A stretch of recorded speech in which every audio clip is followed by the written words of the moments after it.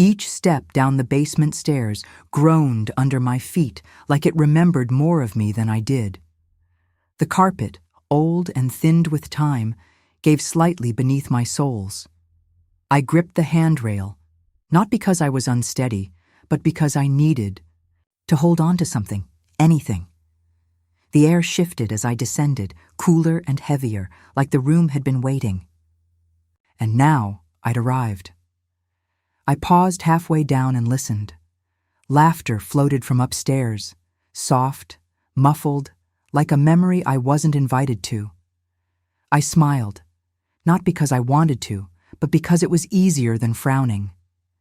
My hands gripped the handle of my suitcase a little tighter. It rolled awkwardly on the narrow steps, as if it too didn't belong. I reached the bottom and looked around. Dim light leaked through the overhead bulb, casting long shadows on unfinished walls. My new home, or something like it. I let out a slow breath and stepped onto the cold concrete, the sound of my own movement the only welcome I got. There were old hooks on the wall, rusted slightly, bent from holding things I'd never owned. A furnace door sat beside them, and on it hung a calendar from 3 years ago. Someone else's birthdays were still circled. I traced my fingers across the dates, touching names I didn't know. The pages were stiff and curling at the corners. The kind of paper that remembered being forgotten. Dust clung to the shelves like old grief, thick in places, settled in others. I wiped one edge with my hand and left behind a line, one that didn't feel like progress. It felt like proof. I wasn't here to make a new life. I was being set aside, shelved, stored, placed neatly in the place no one wanted to see but didn't dare throw away. My dresses looked odd hanging there, pressed between a mop and a broom. One sleeve touched the handle of a plunger. Another brushed a tool belt. I tucked a lavender sachet into the drawer of a plastic storage cart, one still filled with loose nails and metal clips. The scent tried its best to soften the air, but it didn't stand a chance against mildew and detergent. The dryer hummed beside me, the metal drum turning with its usual rhythm, steady, uncaring. I smoothed out my Sunday scarf and draped it across the back of a folding chair. My fingers trembled just a little. I whispered, "It's okay," even though it wasn't. It hadn't been for a long time. I placed the old photo of James and me near the detergent bottle. Our smiles looked strange under fluorescent light. I tried not to take it personally when the spin cycle roared to life right after. The sandwich was plain, just bread and cold turkey. I sat on the edge of the bed, balancing it on a paper towel, listening to the sound of clinking forks and soft laughter floating through the vent above me. They were having pasta, maybe. Something warm.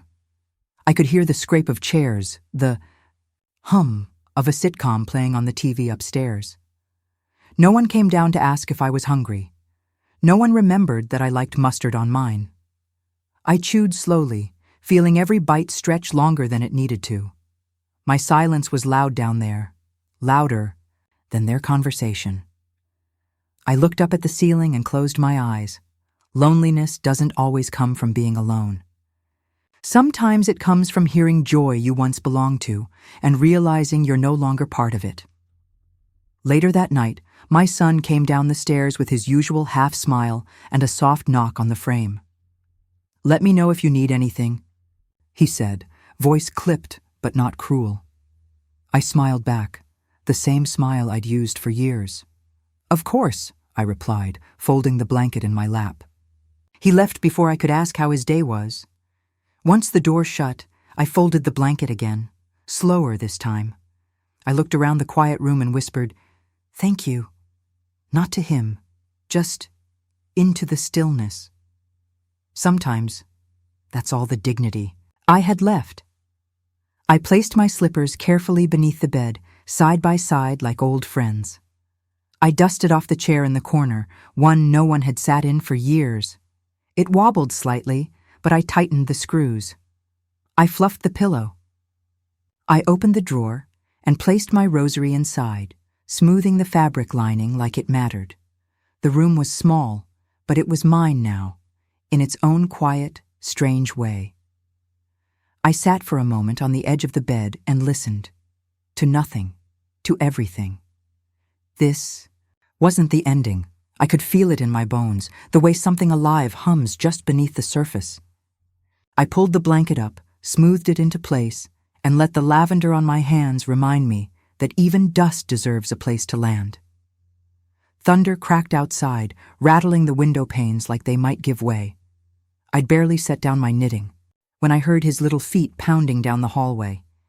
He came barreling in, dragging that blue blanket behind him, frayed at the edges, corners chewed from who knows when. It trailed like a flag behind him, half superhero cape, half security badge. He didn't say anything. He didn't have to. I opened my arms, and he ran straight into them. "Storm's loud," he mumbled against my shoulder. "I know, sweetheart," I whispered, wrapping him in the blanket, then tucking it around us both as I settled into the rocking chair. The fire crackled nearby, sending up little sparks and the soft smell of singed pine and cocoa from the mug I'd just poured. I pulled the Afghan tighter across our laps, letting the warmth gather. He pressed his ear to my chest and let out a deep, shaky breath. I started humming, a tune I never quite named, just something soft and low. His breathing slowed. The rhythm of the rocking, the crackle of the fire, my voice, all of it stitched together like a lullaby the storm couldn't break. Outside, wind lashed at the siding, but here, in here, we were safe. I looked down at his eyelids fluttering, fingers still tangled in the edge of his blanket. It was moments like that, small, silent, sacred, that made all the noise of motherhood feel worth it. He never said much during those nights, just curled into me, close and quiet. His little fingers would reach up, not looking, just trusting, and find my collar. Every time, like it was instinct, they'd wrap around it, soft and warm, gripping like I was his anchor and the world outside was rough seas. I remember the way it felt, his tiny hand tugging gently, like if he held on tight enough, the storm couldn't reach us. The fireplace hissed softly beside us, and the scent of cinnamon still clung to the mug I'd left on the mantel. The snow outside had settled into silence, the kind that hushes even your thoughts. He shifted in my lap, letting out a small sigh, and nestled deeper into the crook of my arm. His hair brushed my chin, and I closed my eyes. I never moved until his grip on my collar loosened. Never dared. That little tug. It kept me grounded, too. The weight of being needed wasn't heavy back then. It was gentle. Like something warm you wore without noticing, until the day it was gone.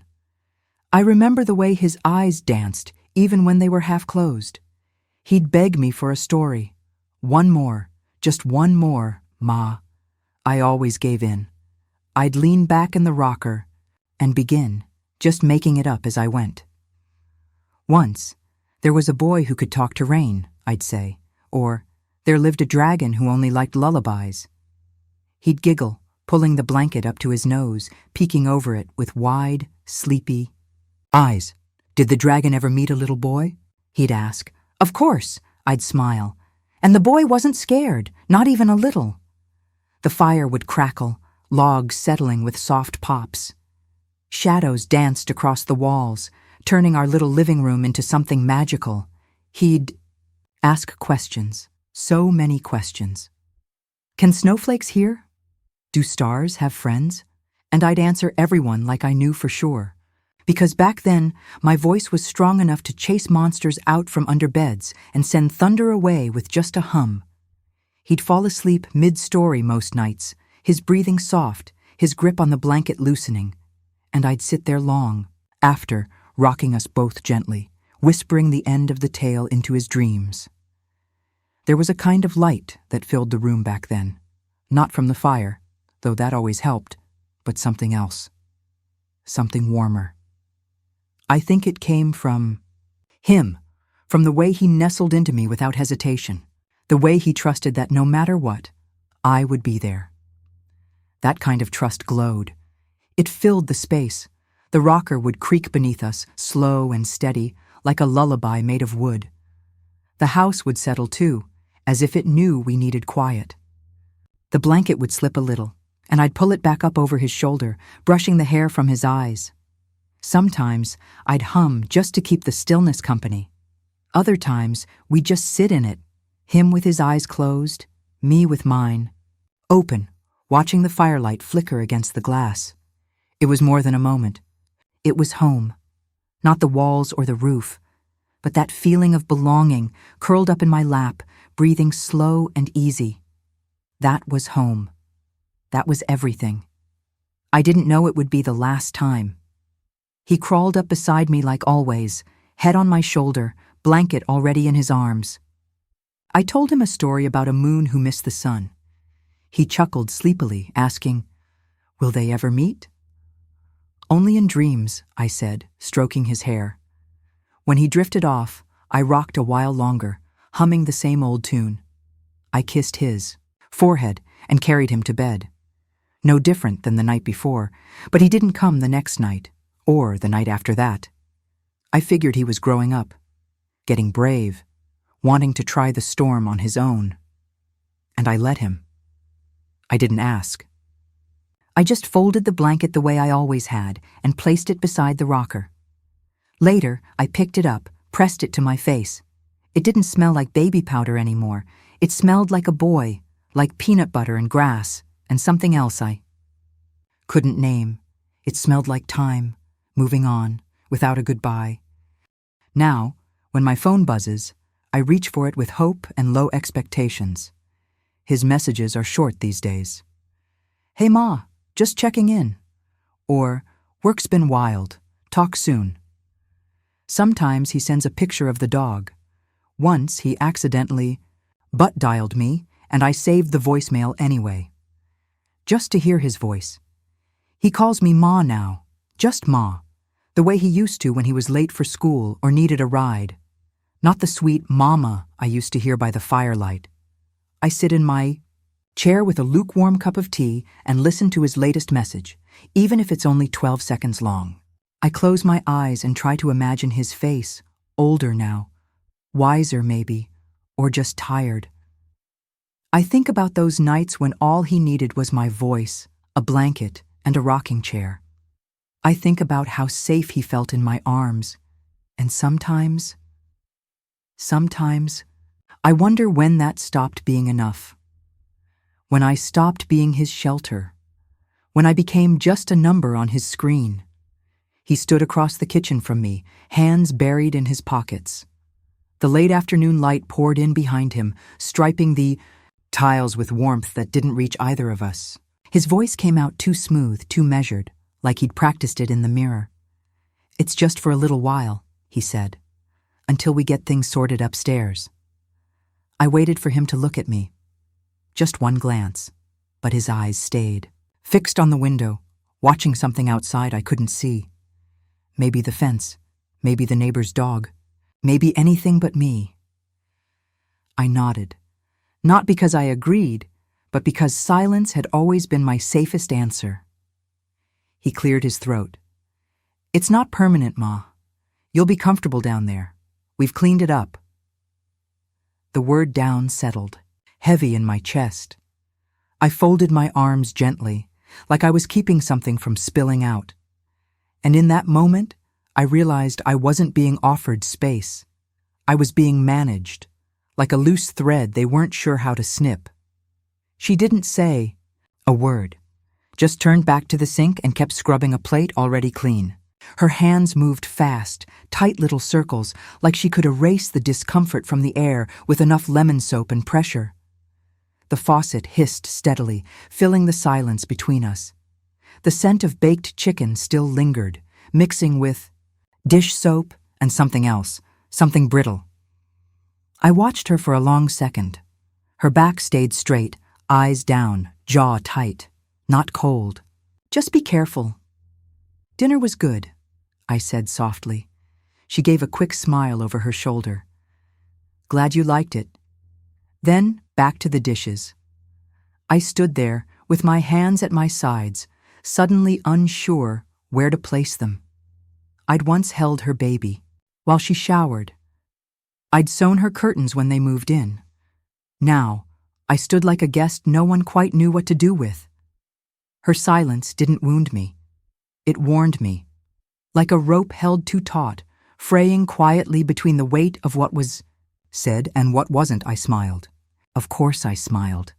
That's what you do when you're being politely dismissed. "Thank you," I said, steady and even, as I folded my hands in my lap to hide the tremble. The ceiling fan ticked above us, slow and soft, its rhythm more comforting than his tone. He offered another half-explanation, something about space and how they'd rearranged the upstairs for the baby and how it made more sense for now. I nodded like I understood, and in a way, I did. Just not the way he thought. Inside, something let go, quietly, like air slipping from a balloon. I kept my voice calm, my expression kind. I'd taught him that, how to speak gently, even when the words might hurt. And now he was using it to tell me I no longer fit where I once belonged. He didn't mean it cruelly. That almost made it worse. The tea had gone cold. I reached for it out of habit and then set it back down without sipping. I watched the sunlight fade along the edge of the window pane, soft and slow. The room had grown quieter since dinner. He used to sit here with me. I remembered how he'd drop sugar cubes into his cup just to watch them dissolve. He'd laugh and ask, "How much does it take to make it sweet enough?" Now, he didn't. Ask if I wanted more. Didn't even glance at my mug. I looked at that little ring of cold tea around the cup's edge and realized the sweetness had left the room. Not all at once. Little by little, like warmth seeping out of something you forgot to hold close. And as I sat there, listening to the faint buzz of a lawnmower outside and the soft tick of the wall clock, I felt it leave my bones too. I stood slowly, pushing back the chair with care. The wooden legs scraped against the tile, sharp, awkward, too loud in a room that had settled into avoidance. No one looked up.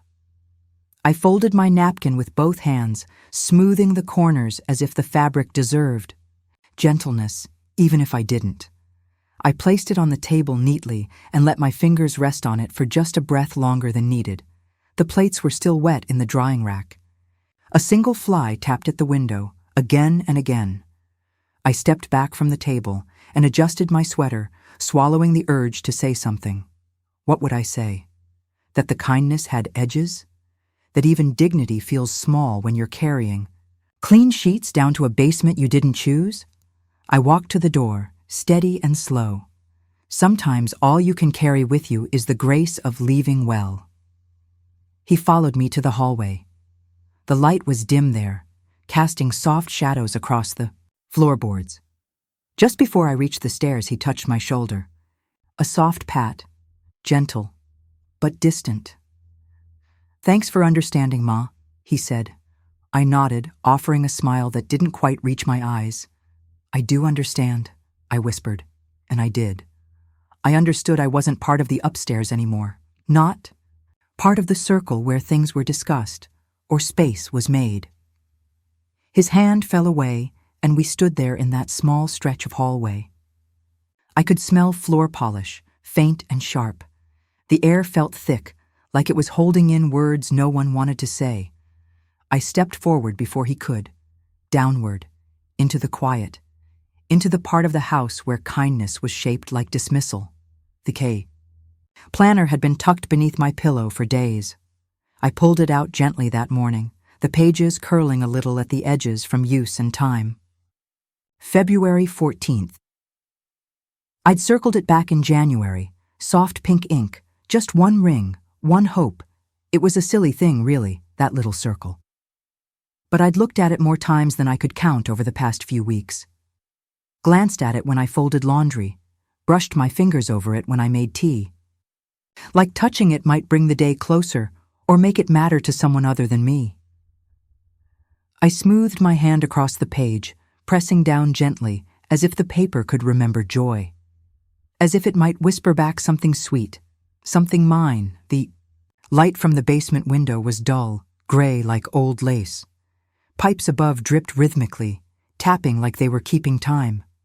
I listened to that drip and wondered what shape the day would take. I hoped for kindness. I expected nothing. After dinner, I went to climb the stairs, thinking maybe I'd warm my tea or check the porch. That's when I saw it, sitting halfway down on the basement step. A white plastic takeout box, open, half empty. Cold rice on one side, 2 spring rolls nestled beside it, wilted like forgotten thoughts. No note, no fork, just left there like someone remembered, too late and too little. I stood staring at it for a while. I didn't move. The stair tread felt soft beneath my heel, almost spongy from the day's rain. The scent of ginger and sweet soy sauce floated up, faint but sharp. It filled my nose and then settled in my throat, bitter like something unsaid. I reached for the container, held it in both hands, and stared into it. I wasn't entirely forgotten, but I wasn't remembered well either. Laughter echoed from upstairs, warm, full. I waited to see if it would pause. It didn't. I carried the box back down like something fragile, even though it had already broken something in me. The hallway bulb blinked again that night, on, off, on, then nothing. Just shadow. I didn't stand up. I didn't call out. I'd asked about it 3 times already. Instead, I stayed in my chair, cup empty beside me, hands folded in my lap. The room grew darker by the minute, the corners swallowing color, the floor fading into gray. I watched the light bulb like it owed me something, but it didn't. It owed no one anything. It had simply stopped trying to stay.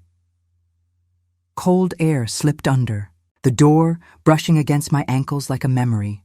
The television upstairs hummed louder now, voices rising, audience laughter spilling through the vents. The smell of takeout still lingered, sweet and oily, refusing to fade. My eyes stayed fixed on the dark where the light had been. I didn't feel angry, just tired. Sometimes even the smallest things, like a bulb, make you feel like you don't belong where you're placed. I sat on the edge of the bed with the planner open on my lap. That little pink circle looked dull in the lamplight. I traced it slowly with my fingertip, not really seeing the page anymore. My chest didn't hurt. My eyes didn't sting. It was quieter than that. A creak echoed beneath me, the old metal. Frames sighing beneath my weight. There were no candles, no cards, no wishes waiting to be made. Just me, the planner. The soft quilt sliding off my shoulder. I closed my eyes and let my hand rest on the page. I'd spent so many years making everyone else's birthdays feel magical. Streamers taped to the walls, handmade banners, little poems tucked into cards. This day had felt different when it started. But now it was just one more Wednesday night, humming with regret instead of celebration. No one knocked. Not once. No text buzzed on my phone. No voice called down the stairs to ask how I was doing, or if I needed anything, or if I'd like a piece of cake, even store-bought. There wasn't even an awkward mention. Nothing to forget, because nothing had been said at all. Upstairs, laughter had faded. I could hear the clinking of dishes being cleared, chairs being tucked in. I'd made so many cakes over the years, vanilla, chocolate, lemon with that whipped frosting they all loved. I'd spent nights carefully gluing glitter to homemade cards just to watch them smile. And tonight? Nothing. I pulled the sheets back slowly, crawling into the space that always felt too narrow, too low. The air smelled like wet concrete and soap. Like something used to be warm here, but isn't anymore. I closed the planner just past midnight. No dramatic sigh. No tears. Just a quiet press of the cover against my palm. I opened the drawer beside me and placed it inside, next to the lavender. Sachet I'd saved from last summer. The scent was fading, but still there if you leaned close. Some birthdays aren't for celebration, just reflection. Outside, rain tapped lightly against the basement window. Soft, steady, like fingers brushing gently at the edge of my thoughts. I pulled the covers up to my chin, tucking myself in like my mother used to do when I was little. No songs, no words, just hands and blanket and breath. Next year, I whispered to myself, next year, I'll remember me, even if no one else does. The basket felt heavier that morning, not from the clothes, but from something older than fabric. I gripped both handles like I always did, holding it close to my hip as I stepped out the side door. The sun was warm on my face, but it didn't lift the weight.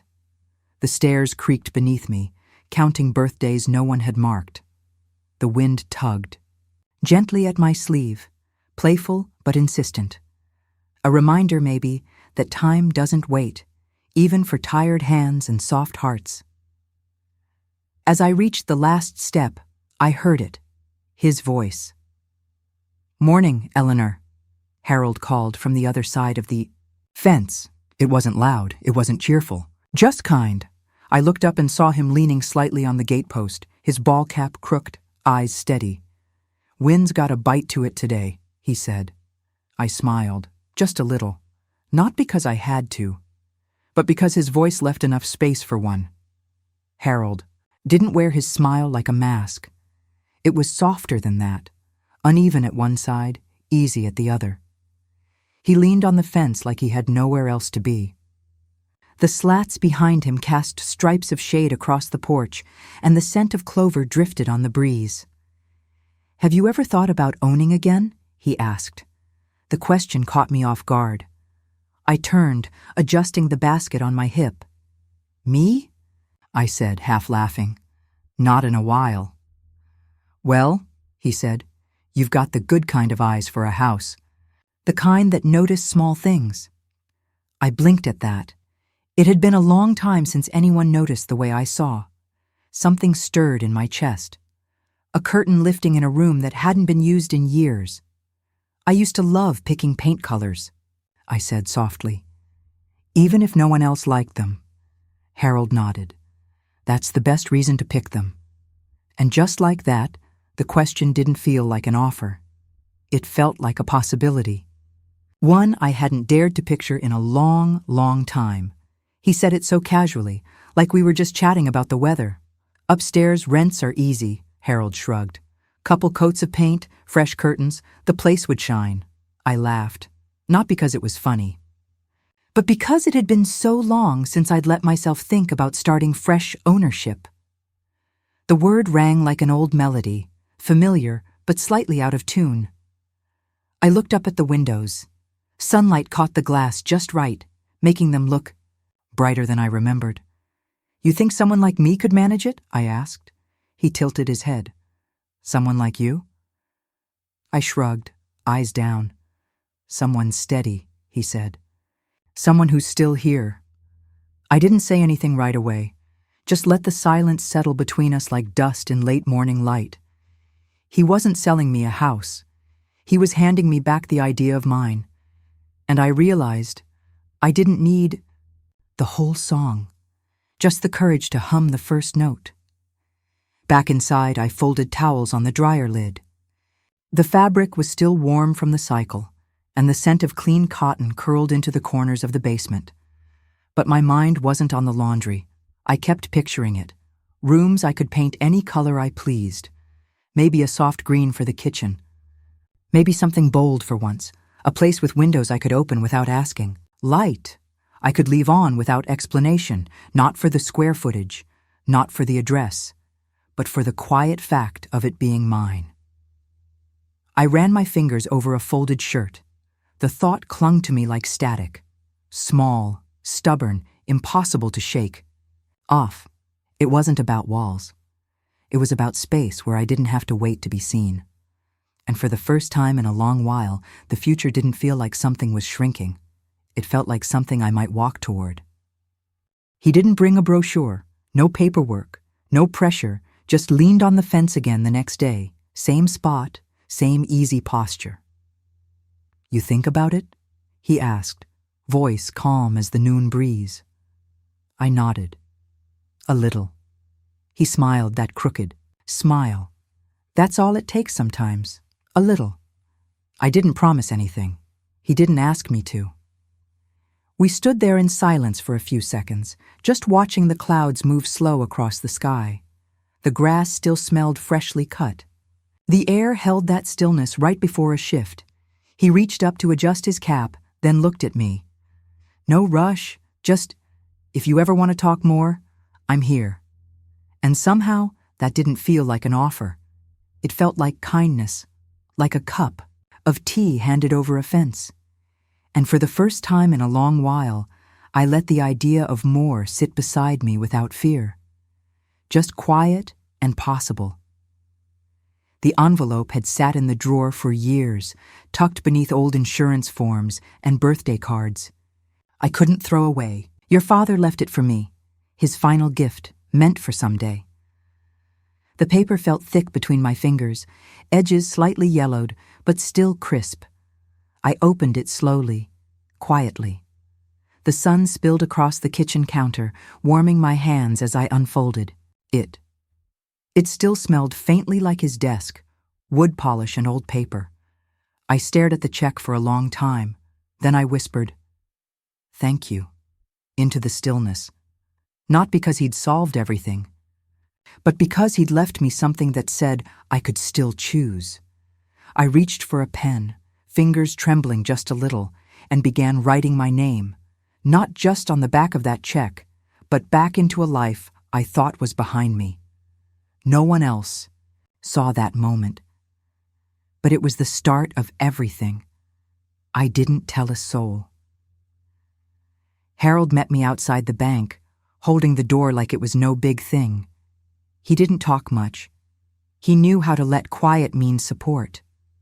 Inside, the lights buzzed faintly. Overhead, the woman at the desk smiled, tapping her keyboard. I handed over the paperwork and the check with careful hands. "How much are you thinking?" she asked, tone friendly but distracted. Harold nudged my elbow gently. "Be honest," he whispered. So I was. I spoke softly, just above a whisper. Not because I lacked confidence, but because the moment didn't need volume. The first offer didn't land, neither did the second. "It happens," the woman said. "Try again?" I nodded. Women like me. We've lived through no's before. We learn how to carry hope in quieter ways. So I kept going, not loudly, but steadily. When the call came in, I was folding towels. They accepted. The voice on the phone said, I didn't jump, didn't shout. I just stood very still for a moment. Then I exhaled. A deep, full breath. One I hadn't realized I'd been holding for years. The next day, I stood in the empty duplex. My duplex. The floorboards were dusty but warm with light. The air smelled like fresh paint and dry air and possibility.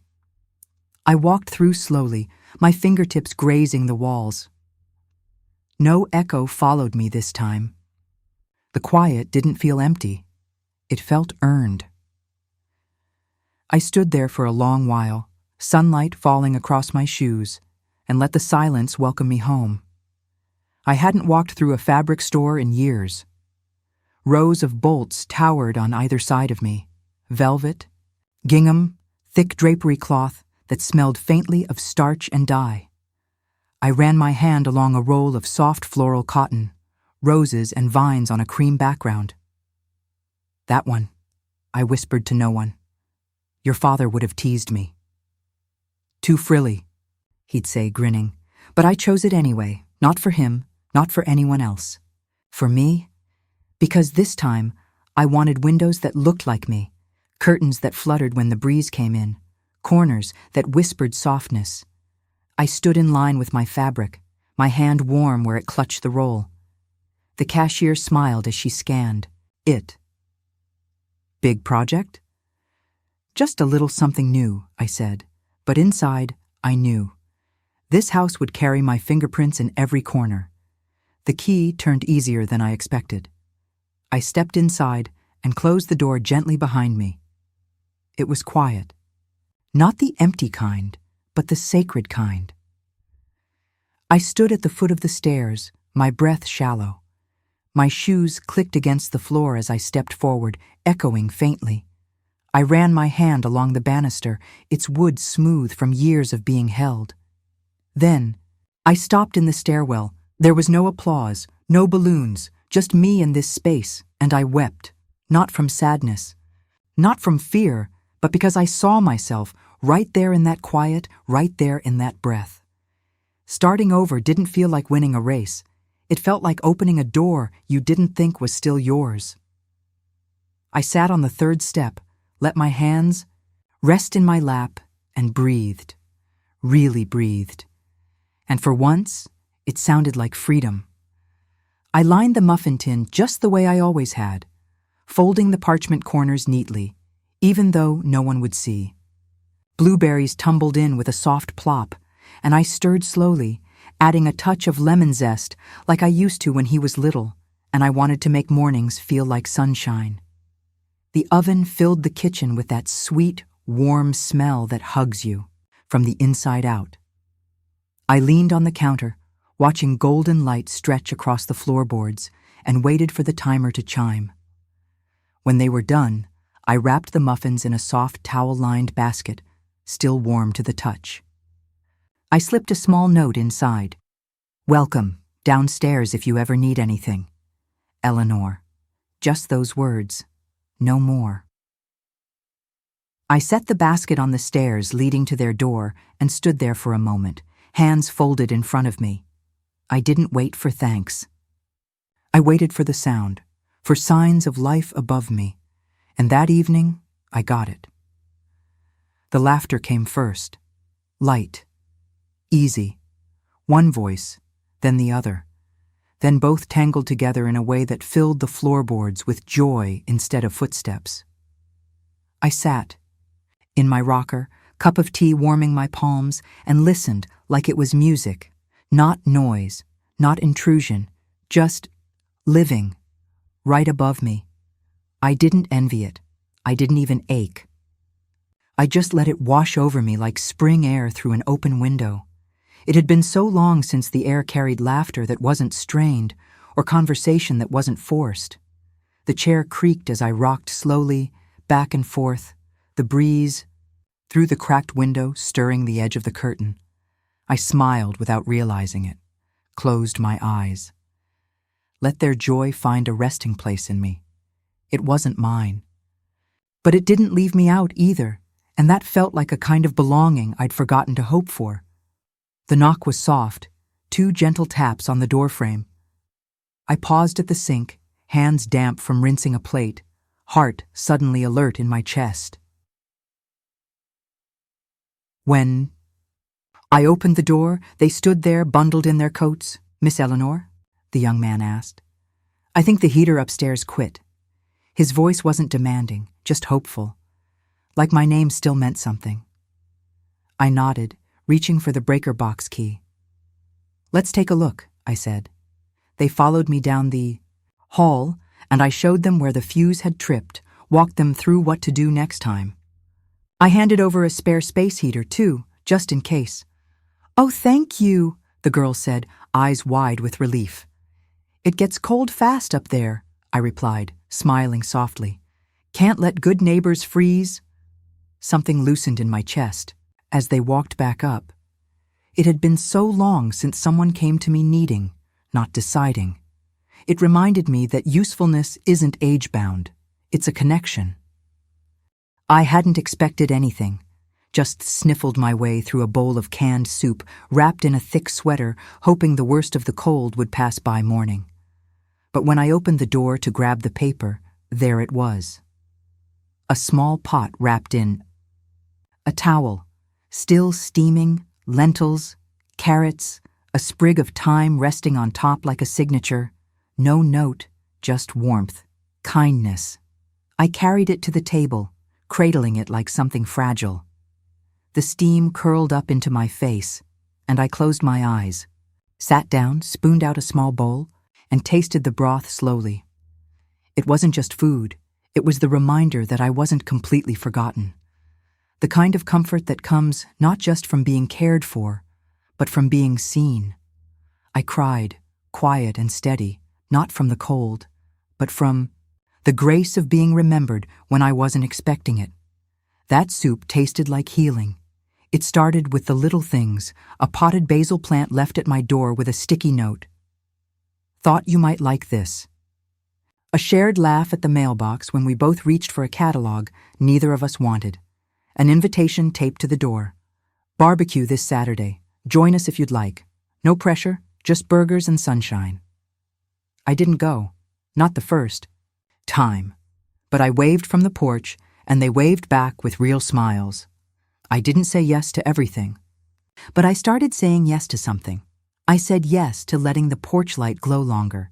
Yes to sharing garden clippings and weather chats. Yes to being someone who mattered again. Not loudly, not centrally, but consistently. For the first time, in a long time, I wasn't just the quiet echo beneath someone else's life. I was Eleanor, the neighbor, the one they looked for, and that made my little downstairs world feel just a bit bigger.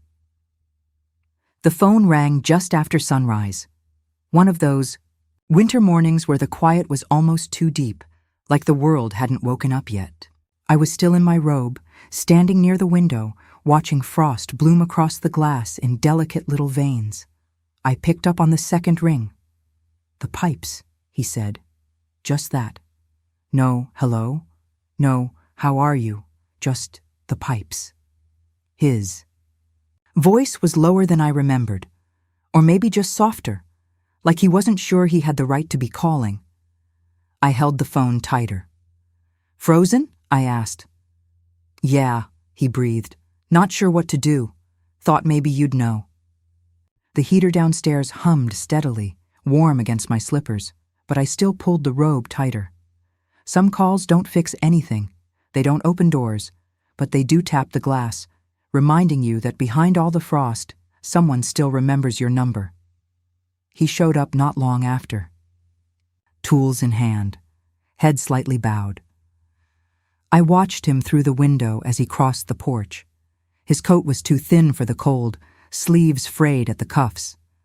For a second, he looked like the boy who used to help me fix the garden hose in the summer. He knocked softly.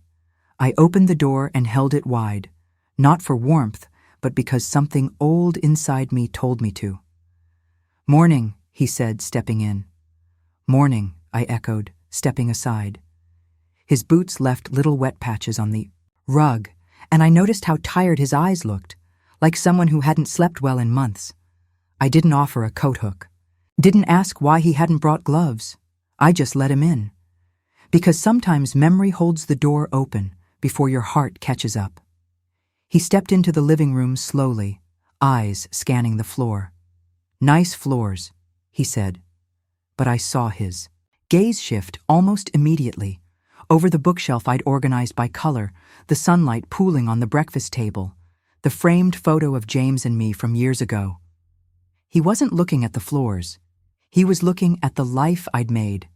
In the space he never asked about, I didn't say a word, just let him take it in. The scent of pine cleaner lingered faintly in the air, mixing with the warmth from the vents and the faint smell of morning toast. He rubbed the back of his neck like he didn't know what to say next. And I let the room say it for me. We sat at the table, just the two of us, like we used to. But it didn't feel the same. I poured the coffee without asking how he liked it. I used to know. Milk, no sugar. Now, I wasn't sure. He took a sip and nodded, like it was fine either way. I stirred in my cream, slow and quiet, the metal spoon, clicking gently against the side of the mug. "You look good," he said, after a long pause. I looked up briefly, gave him a soft smile. "Thank you." The silence between us thickened, not angry, not bitter, just heavy. Like soup left on the stove too long, the kind that coats your mouth even when you're not hungry. The clock ticked steadily behind us. I listened to it instead of speaking. Some moments don't need words. They just need breathing room. He glanced at the porch window, then back at me. I didn't know you moved, he said. My mug paused halfway to my lips. The sign was up for 3 weeks, I replied gently. Mailbox has my name on it. He looked down. I've just been busy. I nodded once. Busy. That word again. The one that covers everything and explains nothing. I changed the subject before the ache had time to grow teeth. You should. Check the pipe insulation before the next freeze, I said, standing to refill his cup. He looked at me, but not too long. It wasn't just the house he hadn't seen. It was me. But I didn't need to say that out loud.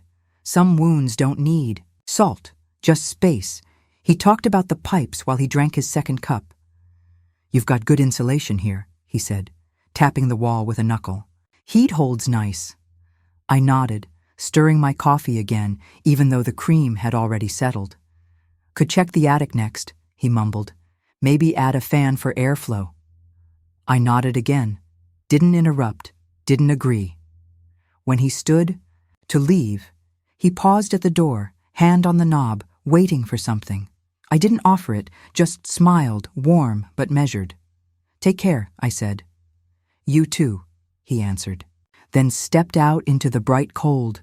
The door clicked softly shut behind him, and the house grew quiet again. Not empty, not lonely, just full of the peace you feel when you know who you are and who you no longer need to chase. The wind chimes tinkled before I saw him. That soft, off-key song they always made when the breeze came from the west. I was drying my hands with the dish towel, folding it the way I always do when I heard the sound. And my heart, it knew I walked to the window and looked out just as he turned up the walk. No call, no text. Just footsteps on the brick path he used to help me shovel in the winter. The breeze caught the lace curtain and lifted it slightly, brushing my wrist like a small reminder. Pay attention. He hadn't come by in months. Not since the pipes. Not since the quick coffee and the quiet goodbyes. But somehow, I wasn't surprised. Sometimes the air changes before the conversation does. I smoothed the front of my apron, slow and deliberate, and waited for his knock. Not nervous, just still. Sometimes, memory gets there before the man does. He walked into the dining room like someone entering a museum, careful, unsure of what he might touch by accident. His coat stayed on, even as I motioned toward the chair across from me. He ran his hand gently across the armrest, eyes low, tracing. The grain of the wood like it might help him find the words. I didn't rush him. I just poured tea. He looked around the room. The walls were quiet, but full. The kind of fullness that comes from time and care and choosing. A potted violet in the corner. Books sorted by color. A tiny frame with James's handwriting still in it. Thanks, he said softly, as I placed the cup in front of him. He didn't drink it right away. Neither did I. There's a kind of sacredness in the silence between two people, trying not to trip over their shared history.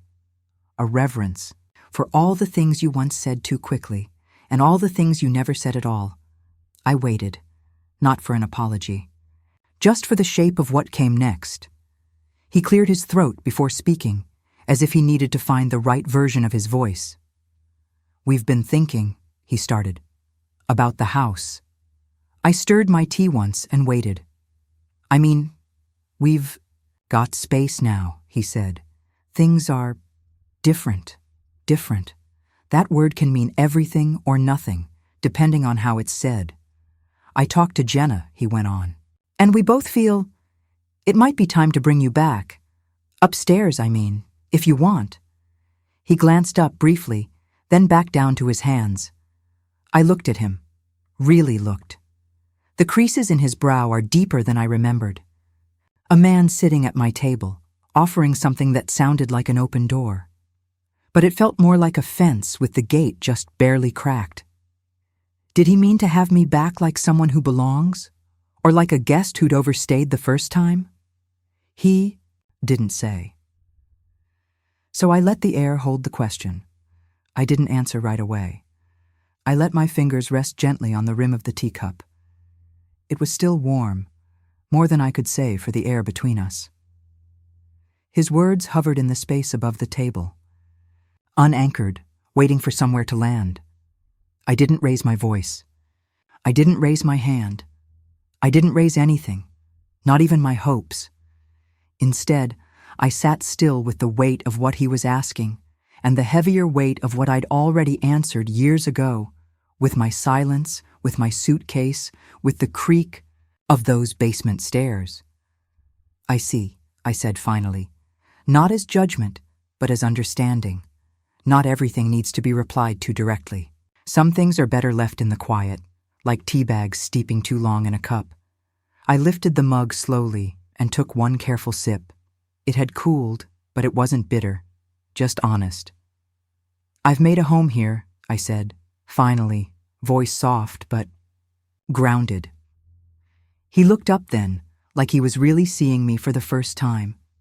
His eyes drifted over to the shelf of recipe cards, to the crocheted throw over the chair, to the small tray of herbs drying near the window. Maybe he hadn't noticed it before.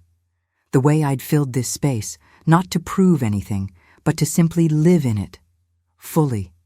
I didn't list what I had gained here. I didn't explain why I liked it. I didn't have to. The room did the talking for me. Every softened edge, every photo on the mantel, every plant I remembered to water, each one whispered, "This is enough." He nodded slowly, like something was beginning to settle in him, even if he didn't quite understand it yet. I waited again, not for permission, just for clarity. And what filled the space between us wasn't tension anymore. It was quiet confidence. "I love you," I said, not as a compromise, not as a plea, but as a truth. His face softened, but then I added gently, "But I'm not climbing those stairs again." His expression flickered, confused, a little hurt, maybe even surprised, but I didn't flinch.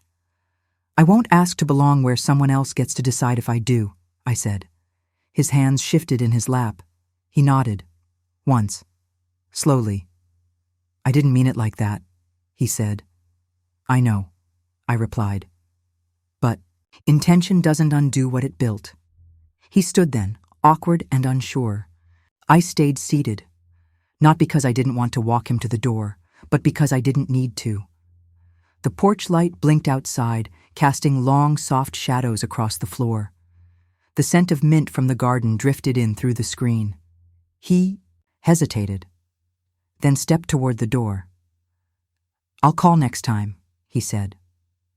"You do that," I answered, and when the door closed, I stayed right where I was. Still, firm home. It creaks just a little when I sit, that old porch chair. Like it remembers me, not in a loud way, just a soft little groan, familiar and honest. I keep a cushion there now, faded rose print, corners curled from years of use. It sinks just right beneath me, not too much, not too firm. Evening settles, slowly across the yard, casting lavender across the porch rail. The breeze brings jasmine from the garden, and a hint of soil from the raised beds I tend with quiet pride. I wrap both hands around my tea mug. Let the heat soak into my palms. The quiet used to feel empty. Now, it's mine. No calendar hangs here. No ticking clock, just the hum of the evening and the slow rhythm of rocking, creak by creak. Some places don't need to be grand to feel like a throne. This chair knows my shape. This space holds me without asking me to shrink, and that is more than enough. Sometimes I hear them above me, laughter tumbling through the floorboards, light and loud and full of life. The clink of forks against plates, music playing low, the kind of joy that doesn't need to be quiet. And I smile. I don't flinch anymore. Don't brace myself for the sting. I just listen, like I'm eavesdropping on happiness and finding comfort in the fact that it still exists. It's not mine, but it's close, close enough to warm the air around me. I sit on the porch, rocking, slowly, tea in hand, and let their celebration trickle down like bubbles rising from a pot on the stove. For a long time, I thought I had to be part of something to be filled by it. Now I know, just being near it is sometimes enough. Their joy doesn't leave me out. It just passes through me like light through lace, and I'm grateful for every ounce of it. The mint in my mug came from the pot I planted myself. Small leaves, dark and fragrant, stubborn in their growth. They weren't store-bought. They weren't pampered. They grew in old soil, in a pot someone else gave up on. And still, they thrived. Every sip reminds me that I've built something here. Not a palace, not a masterpiece, just a small, breathing life. Real. I bring the mug to my lips and let the steam rise past my cheeks. The stars are starting to show above the fence line, slow, shy little points of light. The porch is quiet except for the hum of crickets. And this tea tastes like belonging, not because someone gave it to me, but because I made it for myself. There was a time when upstairs felt like everything: status, space, proximity to the people I loved. It was where the stories were told, where the laughter lived, where decisions were made. But now, I know better. Presence doesn't come from altitude. It comes from how you fill the space you're in. Down here, I've grown roots. I've stitched comfort into every thread of this space, and I'm seen. Maybe not by everyone, maybe not loudly, but with the right eyes, even if some days they're just mine in the mirror. The porch lamp glows beside me, casting a halo on the rail. Fireflies blink in the yard like old friends returning. The air smells like earth, clean and rich after the rain, and I don't feel small. I feel settled. I don't need to be upstairs to matter. I never did. For a long time, I thought the basement was punishment, a quiet exile, a place to be forgotten. But now I see it was planted. The dark made me look inward. The stillness taught me how to hear my own voice again. I didn't just wait down there, I rooted, and from that rooting came something tender, something resilient. Growth doesn't always happen in the sun. Sometimes the richest strength is born beneath the surface, in places others overlook. The jasmine is thick in the air tonight. The breeze plays with the hem of my skirt and lifts the stray strands of my hair. And the porch, soft lit and steady, feels like arms that never closed. I didn't just survive down here. I became something more, and nothing strong ever grew without first going low. There's no grudge in me. Not anymore. Just grace, folded neatly into my evenings.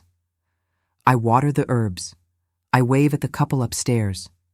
I turn the porch light on early, just in case someone else needs a little glow in the dark.